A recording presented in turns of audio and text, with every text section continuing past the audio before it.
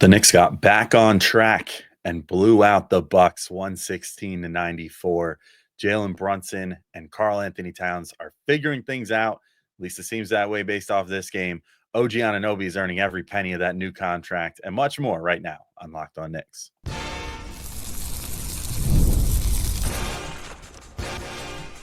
You are Locked On Knicks, your daily New York Knicks podcast, part of the Locked On Podcast Network. Your team every day.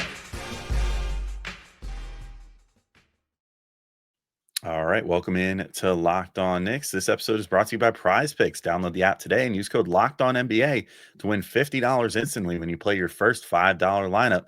Prize Picks, run your game. And I want to thank you guys for making Locked On Knicks your first listen today and every day, whether you're checking us out on your favorite podcast platform or taking in sights and sounds on YouTube. We appreciate you making us part of your daily routine. Make sure that you hit that auto download function on your favorite podcast app or notification bell on YouTube so you never miss an episode. And your favorite podcast now has a newsletter introducing the Locked On Knicks Daily Newsletter. One stop for ultimate team and league coverage delivered right to your inbox. Sign up for free now at LockedOnDaily.com. That's LockedOnDaily.com and start today with the all-new Locked On Knicks newsletter. I'm Alex Wolf. I'm editor-in-chief at Knicks site, The Strickland, which you can find at strick.land. And today I'm recapping the Knicks 116-94 win over the Milwaukee Bucks. This was, I would say, a defensive work of genius and a huge night for the Brunson-Cat dynamic. Just a great offensive game overall for the Knicks in this one. It was kind of crazy because it seemed like, Cat had a phenomenal offensive game, but outside of him, nobody else really went bonkers. It was just a well-balanced effort outside of Cat himself and just awesome. But I can't start anywhere else but the Cat and Brunson pairing. I thought this was one of, if not their best game together so far. I think that we're finally starting to see things come together as far as like what the offensive sets that best utilize them could look like. And, how Cat can become the type of weapon that the Knicks expected when they traded, Julius Randle, Dante DiVincenzo, and a pick for him. Like this, it's not a small investment that they made in this guy. And I think you saw it in this game, exactly why they made that investment. He starts off the game making 3 straight 3-pointers to get up to 9 points and then just started cooking from there. So like he established that. It was almost like establishing the run so that you can have the pass in football. You know what I mean? Like he established that 3-pointer, which then made Milwaukee scramble towards him for most of the rest of the game. And then he took advantage of that by putting it on the floor, with them covering too tight on the perimeter, using his pretty quick first step and getting by guys like Brook Lopez and Giannis and getting inside, having some great finishes. But really a lot of that came from the dynamic between him and Brunson. So Towns ends this game with 32 points, 11 boards, 5 assists, shoots 12 of 20 overall, 4 of 8 from 3, was a plus 24. Jalen Brunson, 15 points, 9 assists. So not the most, starry, stat line of all time for him. 6 of 14 field goals, 0 of 5 from 3. So didn't quite have it going there, but he was a team high plus 28 in his minutes. So clearly the team worked better with him on the floor in this game. And in large part, it was because of the effect I think that he and Cat had on one another, or specifically Brunson had on Cat. So I think the pick and roll with those two really came into its own in this game. Especially like from the second quarter on. First quarter, it was a lot of like, I think Cat trying to get established from 3, which he did, and made the 3 straight to start the game. And then, just was generally looking for those sort of looks. But second quarter, there's just a really nice job by Brunson of drawing Dame Lillard and Brook Lopez over to the left side, so weirdly Dame was sort of trying to it almost looked like he was trying to force Brunson left, which I don't know why you would force a lefty left, but the baffling decision. Also kind of a baffling decision by Doc to put Dame on Brunson to begin this game to begin with and kind of consistently go back to that matchup. It's very old school NBA, I feel like, to do that. It would be like, well, the point guard guards the point guard, and the shooting guard guards the shooting guard, and the small forward guards, and so on and so forth. It just kind of felt like that's how they were approaching this defensive alignment in this game, which does make a ton of sense because I don't think if you do that, you want to run switch heavy, and I don't think they were being particularly switch heavy either. So it didn't really make a ton of sense, their defensive scheme to me, to decide to put Dame on Brunson because it was just a bad matchup. But anyway, at one point, Brunson has Dame on him, sort of trying to push him left, and then Cat starts coming up. Brooke starts shading over towards the left already because Brooke is probably smart enough to understand that Jalen Brunson is a lefty, and you don't want to give him his left. And then Cat kind of sneaks in there. It looked like he was going to try for a screen to the right that Brunson could have either rejected or taken, but then he sneaks in and gets a screen into the left, gets a nice body on Dame there. So then Brunson, takes him off the dribble there and gets in towards Brooke and just waited just long enough, to get to the point where both guys were basically doubling him. And then Brunson feeds Cat at the top of the 3-point line. And then Brooke had to scramble to try to get out to him at the 3-point line. Cause again, Cat had already established that 3-point shot. Cat just turns on the burners, gets inside, gets a huge dunk off that play. And that was just a really nice example of what that pick and roll, pick and pop dynamic can look like. And then shortly thereafter, there was a nice pick and pop. So, I mean, I guess they were both sort of pick and pops, but just the one Cat decided to put the ball on the floor. But, then after that, same deal, it was sort of almost the exact same thing where, it was that same screen set and, it drew Brooke, or I think in this case, it drew Giannis over. It was Giannis, I think, guarding Cat at this point, but draws Giannis over.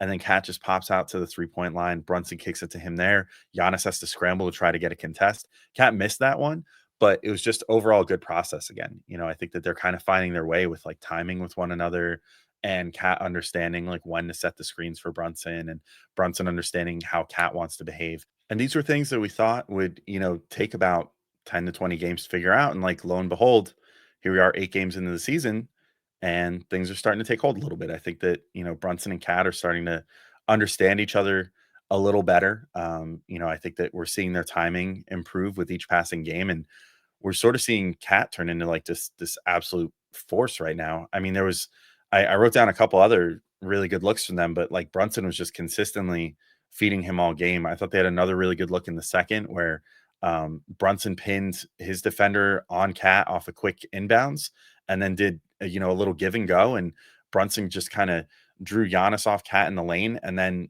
fed Cat back, going back door, and that got an easy layup and one for him. That was another one that stood out to me. Also, Cat's final basket, they went with kind of like a horns look where there was Mikal and OG on the corners to, space things out. And then Brunson, typically for horns, like the point guard starts in the middle and then you have options to the left and right. But Brunson was starting kind of to the left. And then there was a double screen set by Hart and by Cat. He actually rejected both screens and just decided to go left and kind of blew by there. That got the defense tilted. They were all focusing in on Brunson there on the left side, especially like Giannis, who was up top, who was with Cat on that play, was looking at Brunson coming in from the side. Brooke was kind of like off to the side a little bit as well, guarding. I forget who he was guarding at that particular moment. Maybe he was off in the corner on OG or something, but he's kind of over there on his own too. And then, whoever was guarding Mikal in the corner kind of worked their way in. And either way, all eyes were on Brunson. And then Cat was able to just kind of slither his way in there, get a really nice pass from Brunson. And even though he was in traffic, like Cat was in between 3 defenders when he took the shot, all of them still had their eyes on Brunson because they were afraid of what he might do as far as getting up a floater or, a mid-range shot or whatever the case. Like Brunson is the guy that every team is being told, like, keep your eyes on him at all times. And as a result, Cat is getting to really feast right now. And we're seeing the benefits of like having one of the best offensive centers in the league paired with a guy who clearly has the respect of like a singular amazing scorer in this league in Jalen Brunson. But yeah, I didn't even think that Brunson, like they didn't really tap into the full potential of what they could potentially do here because Brunson didn't really generate like pull up threes off the pick and roll with Cat in this game because I think Milwaukee was making the decision to just double on him consistently. Plus putting Dame on him was kind of weird. So like other players kept having to try to help over because like you have not a good defender on Jalen Brunson. So I think that, teams are in general trying to throw that double at Brunson, which is freeing Cat up to now be a 50-50-90 guy early in the season, which is crazy to think about. And being weirdly apathetic about Cat. But that's like kind of the beauty of this pairing. Like Cat is such a talented scorer that if teams are going to throw the kitchen sink at Jalen Brunson, he can find ways to get it to Cat and Cat can score 35 for you any given night. But if that switches and teams start throwing the kitchen sink at Cat, then they'll be able to work out ways to get Jalen Brunson open, and he'll probably have some games where he really goes off too.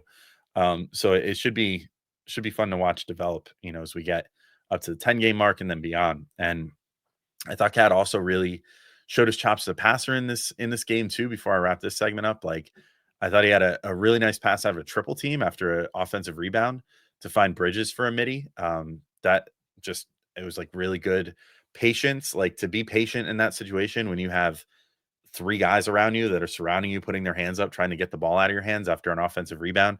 He like waited just that extra beat and was patient about it, and then found Mikal on the other side of the triple team on the other side of the basket, and he got a nice easy baseline midi out of it. And then a really nice one where he got an offensive rebound, I think was being doubled basically, and then saw OG cutting baseline, who sort of shook his own defender on the Bucks defender. And then Cat just notices that out of the corner of his eye and threw this awesome, like over the head pass, over the shoulder pass to OG for that, and got a nice easy layup out of that. So I don't know if he's ever gonna quite give you like what Julius Randle used to give you with the, ISOing, getting inside, getting doubled, and then, kicking out to shooters or whatever. That's just not really Cat's bag, but the quick decision making, especially off like offensive rebounds, which he's generating a ton of lately, off of, like the short roll, getting the ball there sometimes, or just decision making from when he gets it up top and has a decision of like, do I take a three or do I kick it to a cutter here? I think that he's really good with all that. So we're starting to see that kind of come to be as well, which is great to see. But OG Anunoby had, I think, maybe his best game of the season so far. So I want to talk about him in a second. I think he did a fantastic job on Giannis, which was something that I was hoping to see coming into this game, and I mentioned on yesterday's podcast. So I want to talk about that. Mikal Bridges tonight, Josh Hart, the rest of the bench. Tyler Kolek had a good game. Knicks got to clear the bench early, which was cool. So lots of great stuff still to talk about. But first, I got to let you know about our friends over at Prize Picks. And you can now win up to 100 times your money on Prize Picks with as little as 4 correct picks, which is pretty good return on investment, if you ask me. If you sign up today, you get $50 instantly when you play $5. You don't even need to win to receive the $50 bonus. It's guaranteed. So do you think Steph Curry will get more than 4 3-pointers next week? Anthony Edwards will get more than 27 points? You can cook up hot takes with your friends to win real money this basketball season when you and your crew run your game on Prize Picks as well. Another great feature that Prize Picks is offering. I think the coolest thing with Prize Picks is the multi-sport entries. So now, especially, where we're running in a time of the year where there's like football and basketball running, the Knicks and the Jets and the Giants are all playing on one day. You can make, an entry that features, hey, I think Karl-Anthony Towns is going to have over 12 and a half rebounds. And I think Brees Hall is going to have over 55 rush yards or whatever, the numbers available are. All you do is just pick over or under. You can create a multi-sport entry that makes your whole day more fun because you have different things to root for. I think that's probably my favorite part of Prize Picks. But if you want to check it out for yourself, download the app today and use code LOCKEDONNBA to get $50 instantly after you play your first $5 lineup. Again, download the Prize Picks app today and use code LOCKEDONNBA to get $50 instantly after you play your first $5 lineup. Prize Picks, run your game. And this episode is also brought to you by FanDuel. Get ready to tackle the NFL action with FanDuel, America's #1 sportsbook. Because right now, new customers can bet $5 and get $150 in bonus bets if you win. The FanDuel Sportsbook app gives you everything you need to place live bets on the NFL all in one place. So when you get a hunch in the middle of the game, you can check out the latest stats, view live play-by-play, and so much more on the same page where you place your bets. Just visit FanDuel.com to join today. You'll get started with $150 in bonus bets if you win your first $5 bet. And if you're looking for a place to maybe place that first $5 bet, may I suggest possibly going with the Knicks Pacers game coming up? So the Pacers technically only a half game behind the Knicks at 4-5 so far to start this season, but Tyrese Halliburton not playing great so far. And I just frankly think the Knicks are more talented than them. And we've already seen that play out once this year so far. So why not see it play out again? The Knicks are at the Pacers tomorrow, 5 p.m. They're 1.5-point favorites or just straight up -134 on the money line. I would probably do that. You might even be able to create a parlay where you go Knicks money line plus over 228.5 points total. I think that's pretty safe. Both teams when these two teams play, they score pretty high. Unless the Knicks really manage to shut them down, which I mean they just did do to the Bucks, but I think there's a decent chance that this turns into kind of a barn burner because it's in Indy. So I think the style of play is going to trend fast. I think you should be good there. So I would go Knicks to win and smash that over if I were you. But I have to take my advice for it. I'm not often right on these things. I'm a vibes based better. But if you want to figure it out for yourself, you can get started with $150 in bonus bets. If you win your first $5 bet on FanDuel, that's fanduel.com. Never waste a hunch and make every moment more with FanDuel, an official sportsbook partner of the NFL.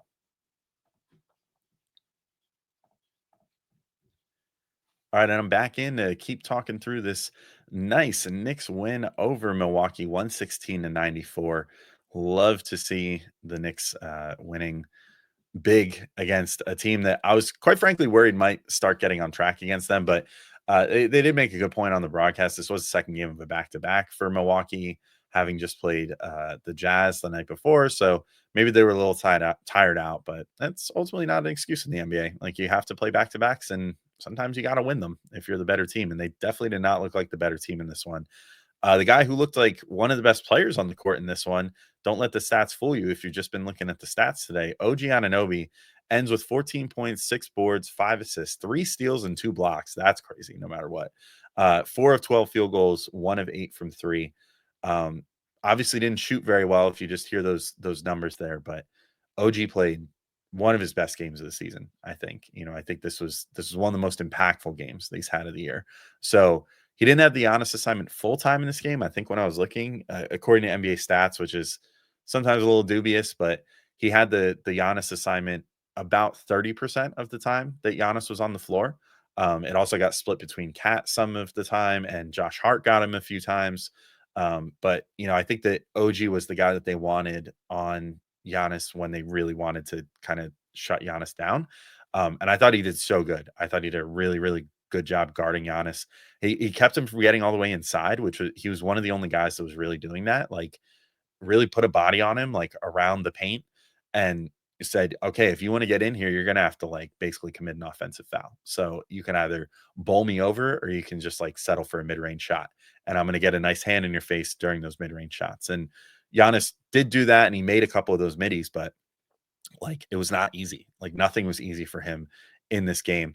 I also think that OG played him pretty clean. Like, he played him tight, but didn't let Giannis just parade to the foul line all that much. And I mentioned that as kind of a key on yesterday's podcast where I was kind of previewing this matchup, where I was like, Giannis generates like 10 free throw attempts per game, and he lives at the foul line. Now, granted, he's only converting like 55% of his free throws this year. And in this game, he didn't do much better. He only shot 2 of 6, but they held him to 6 free throws overall, which is great. And, I think you want to see that. Like, you want to see them playing clean defense on another team's superstar, not letting them get to the free throw line, because the next time it might not be Giannis. It might be like Jason Tatum or something who can really burn you from the free throw line. So the more that they can do that, the better. And I thought the OG just did a fantastic job of keeping Giannis out of the paint, but not having to hack him to do it. And he also picked his battles smartly. Like, there was once or twice where Giannis just kind of got a step on him, got a body into him, and OG just kind of let off the gas a little bit, said, you know what, whatever, take your dunk, fine. You ran into me this time. It's clean enough that you didn't get called for a foul. So I'm not going to foul you and bail you out and potentially give you an and one. Cause that was another thing I noted yesterday, like 33% of the time that Giannis gets fouled, he converts an and one. So you don't want to let him get all the way in there and then foul him and let him finish through contact and get an extra point out of it potentially. And so they didn't do that either. Just kind of, it was a good, really good game from OG in that respect. Also, according to NBA stats, Giannis was 2 of 8 against OG as the primary defender in this game. That seems about right to me.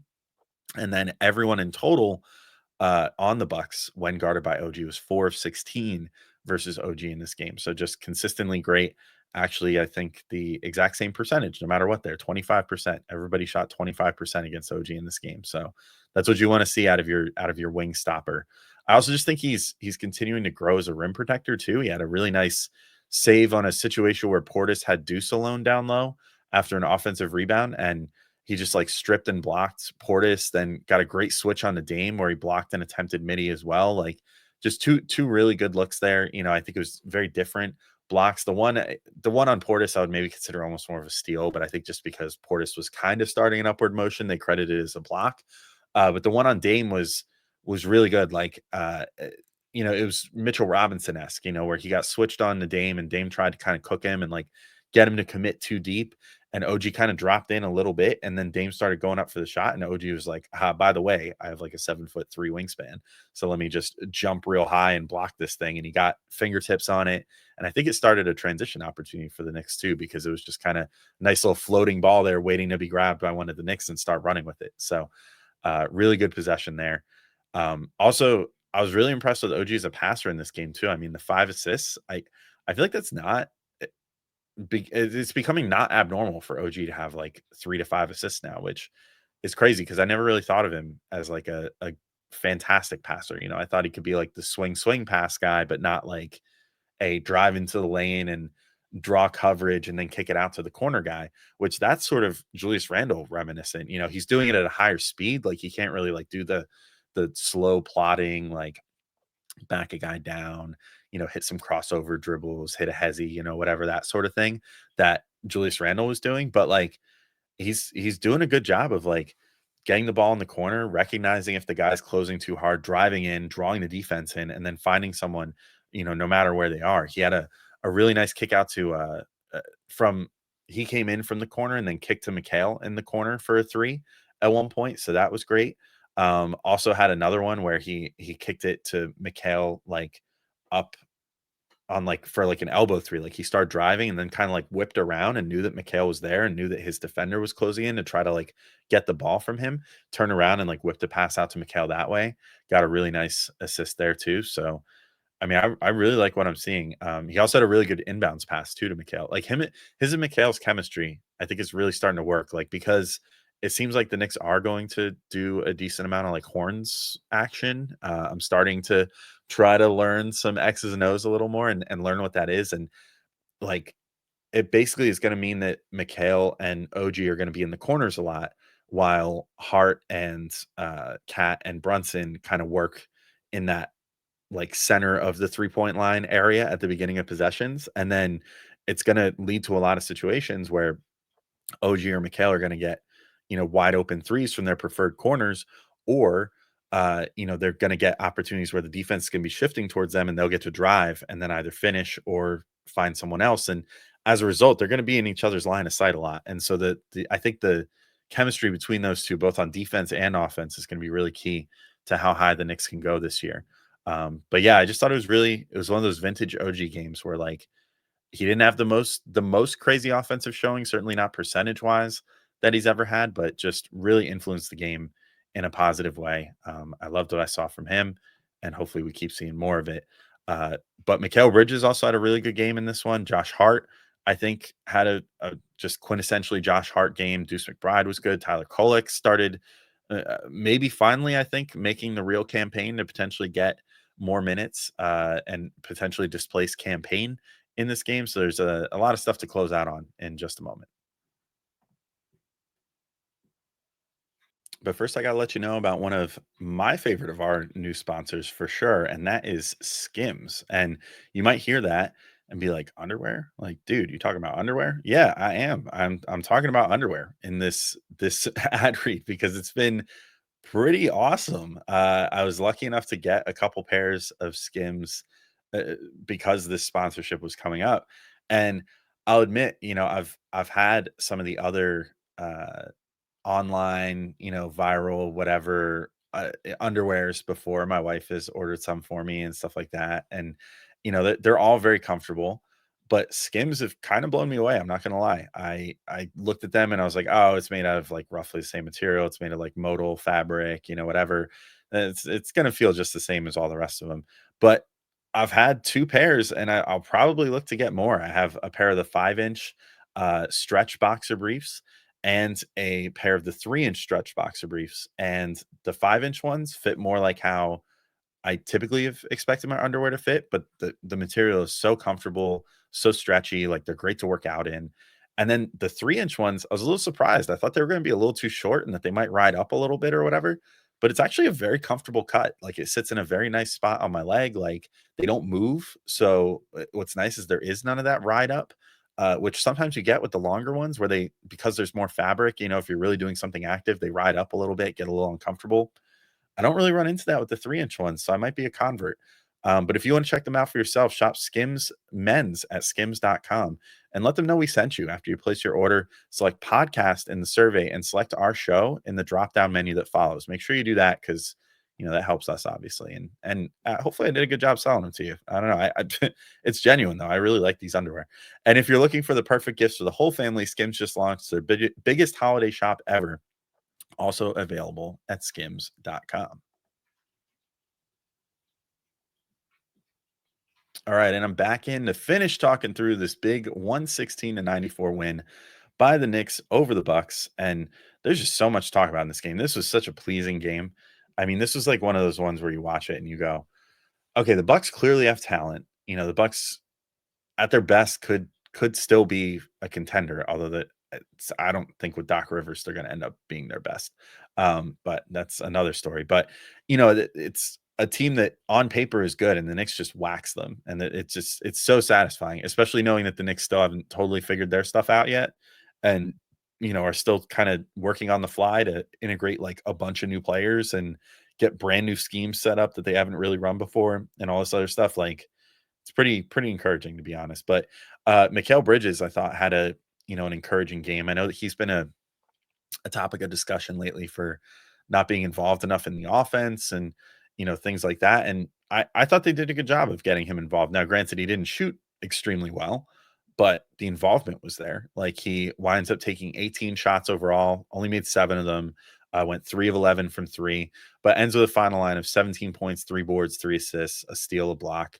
Offensively, like I think they definitely tried to get him more involved. I think I mentioned it in the last segment. His and OG's chemistry is really starting to shine through. I think those two have a great feel for one another, and I think also Josh Hart. Josh Hart kind of has a great feel for everybody. Like he's really become the ultimate like connector in that starting lineup. The guy that just kind of is learning where everybody's favorite spots are really quickly and doing a really good job of like putting the ball on the floor, getting moving, and finding someone either for a shot or in a spot where they get to make that nice quick twitch decision about like, do I shoot? Do I put it on the floor? Whatever. Like Hart's been doing great, but I'll talk about him in a second. But Mikal, I think is really starting to get the chemistry with those guys.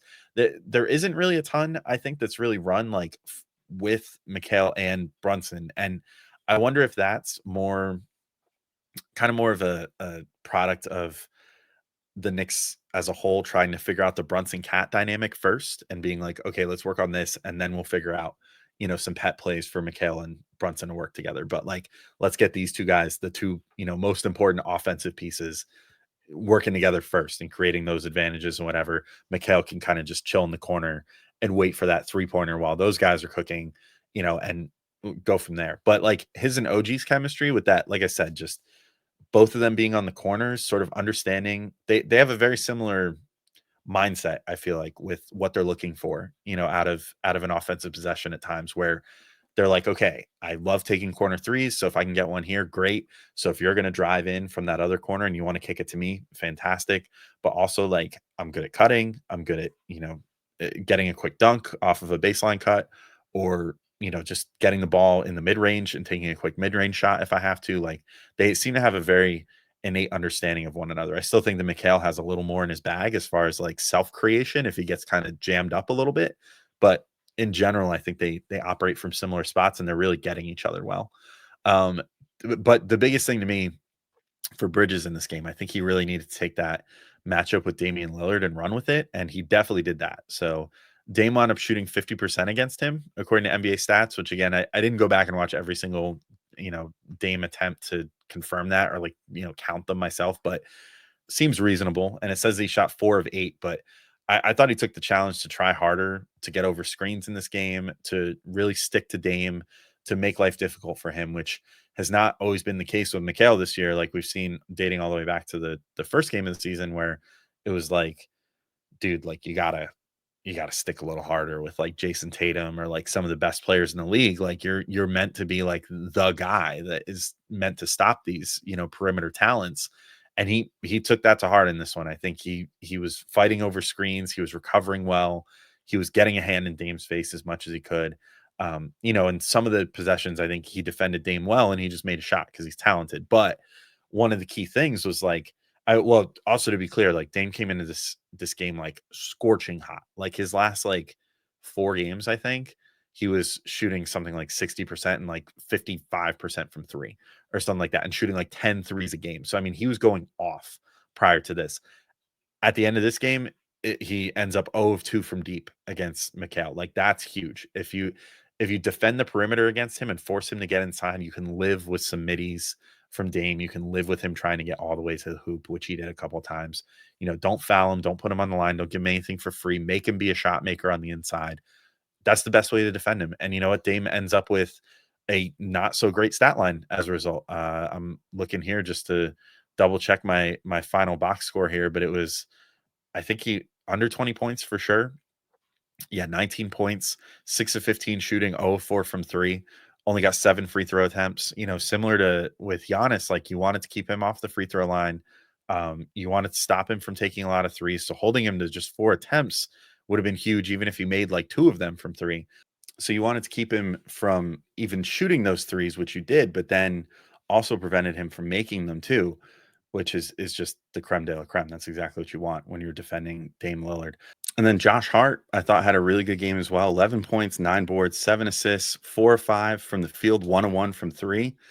I mean, that's about as efficient as you could possibly hope for from him. Almost a triple double, barely missing any shots. That's fantastic. I really think the biggest thing with him, and I alluded to this earlier, is his passing is becoming a big difference maker. Like, I think he's really good at keeping his head up, hitting a guy in stride and transition. So he did that for one of the cat dunks, where they were just coming down the floor, and then he just kind of had this innate sense of like, oh, if I just push it a little bit here, the defense will come up on me. And then Cat just leaked in, and he hit him for a nice dunk there.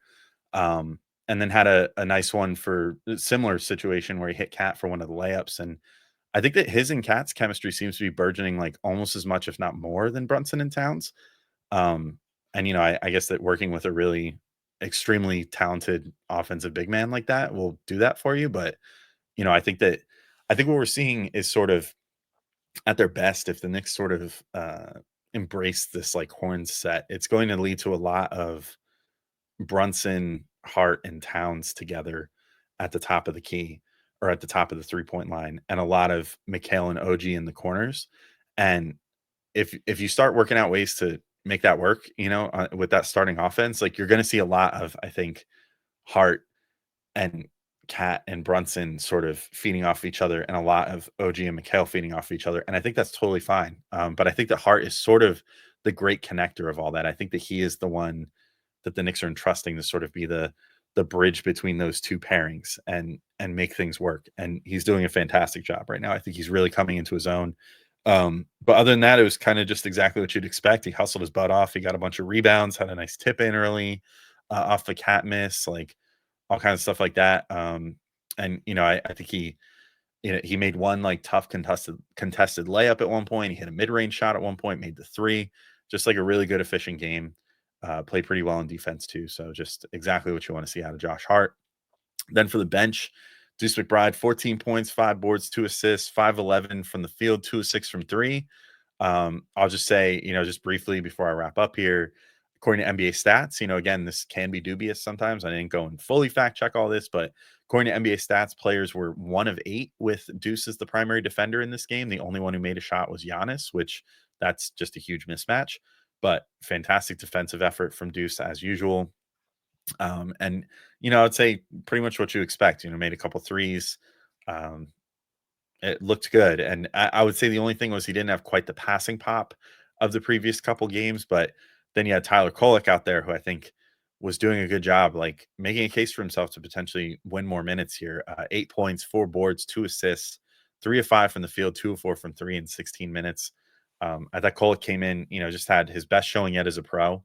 I think we're maybe getting closer to him being in a position to take some campaign minutes, if not all of them. sooner than later because he's really starting to show out, I think, and just show he's more advanced than you would think for a rookie because he's an older rookie at coming in, running the show, keeping the pace going, all that stuff. So you love to see that from him. He also had a really good steal and run in transition with OG at one point. Just kind of used some patience, drew the defense in, and then OG turned on the burners, got behind the defense, and Kolek laced a really nice pass into him for a dunk. So that was a big highlight. Made some threes as well. Had two of them that he made, one late in the game, kind of in garbage time, but one earlier on where he relocated to the corner. He's doing really good on spot up. It again reminds me a lot of Jalen Brunson, where he's a really good and talented ball handler and a really talented passer, but also is not clueless without the ball in his hands, and will relocate himself well and find open spots to take shots, and then is a really, really good spot up 3-point shooter. So you love to see that from him.